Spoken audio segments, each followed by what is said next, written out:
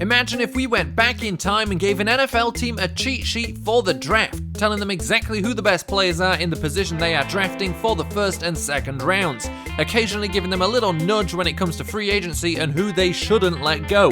What would those teams look like now if they were able to always play the draft perfectly?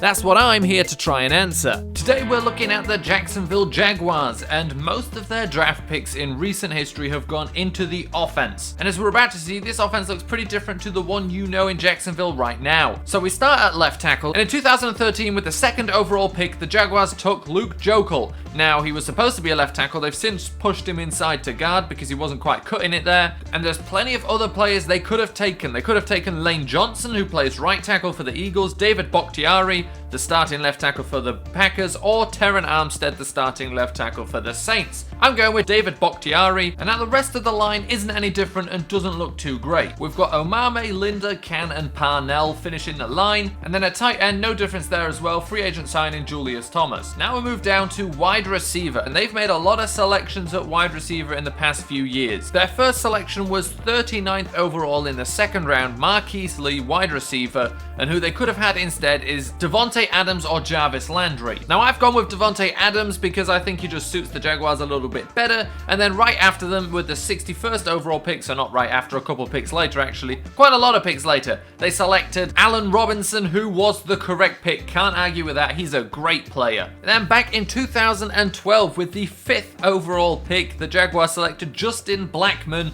who barely played in the NFL before falling out because of personal issues. Who they could have taken instead is Michael Floyd or Alshon Jeffrey, and we've already had Jeffrey in a couple of teams, so I'm going for Michael Floyd in this one, and again I think he fits Jacksonville a little bit better than Jeffrey would. On to the running back position, and with the 36th overall selection in 2015, so in the second round, the Jaguars took TJ Yeldon. They could have had David Johnson. And then onto the quarterback, and we've seen this one happen before with the 3rd overall pick, the first quarterback taken in 2014, Blake Bortles. They could have had Derek Carr in that position instead, and that's not a bad looking offense. The offensive line obviously still needs a little bit of help, but the receivers, the running back, the quarterback, this would be a wildly different team on offense. Oh, also one more thing I forgot to add here. In 2011, the Jaguars only made a single selection in the first 2 rounds, the 10th overall pick, where they selected Blaine Gabbert. What they could have had instead is Andy Dalton. So onto the defense, where they've made a lot less selections over the years, and this entire top line is actually completely unchanged. Deshaun Gibson would still be their free safety. I've gone with Scooter over Miles Jack at right outside linebacker. I don't know what decision they'll actually make come next season. Paul Posluszny would still be their middle linebacker. Telvin Smith at left outside linebacker. Now I said this entire top line is unchanged, but that's not because they didn't draft anybody there. In 2013, in the second round, the 33rd overall pick, so the first selection, they took Jonathan Cyprien, and that was the correct pick. Can't say they could have picked anybody better. So all of those players are still the same, but one of those could have been different, but they did make the correct pick. And Allen Robinson and Jonathan Cyprien make up the 2 players that were correct picks out of all of their draft picks in the first 2 rounds. We move down here, where there are some more changes. Cornerbacks are all the same though.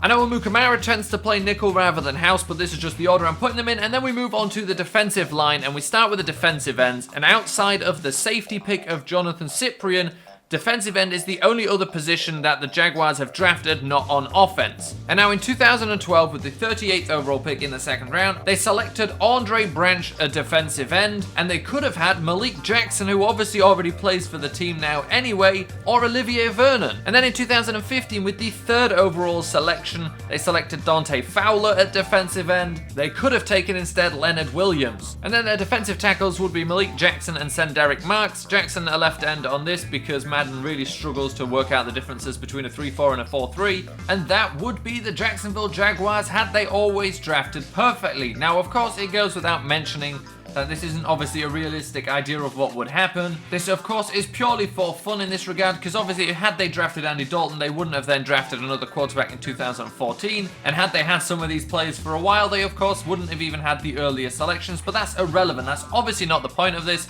This is what they would look like. They'd have more good quarterbacks than they need. They'd have the best running back in the NFL, a seriously good-looking receiver group, still problem on the offensive line as they've only made one selection in that position group over 5 years, and maybe that's why their offensive line isn't that good, because you go look at the Cowboys and they've made multiple selections in the first 2 rounds. in that position group, and they've got a great one, but they've been prioritizing things like quarterback, wide receiver, running back over the past few years. And, well, if they'd got it right every time, they'd look pretty good in those positions. Although they don't look that bad now, to be fair. Anyway, that is the Jaguars. If they had always drafted perfectly, where do you see this team in the AFC South if this is what they look like?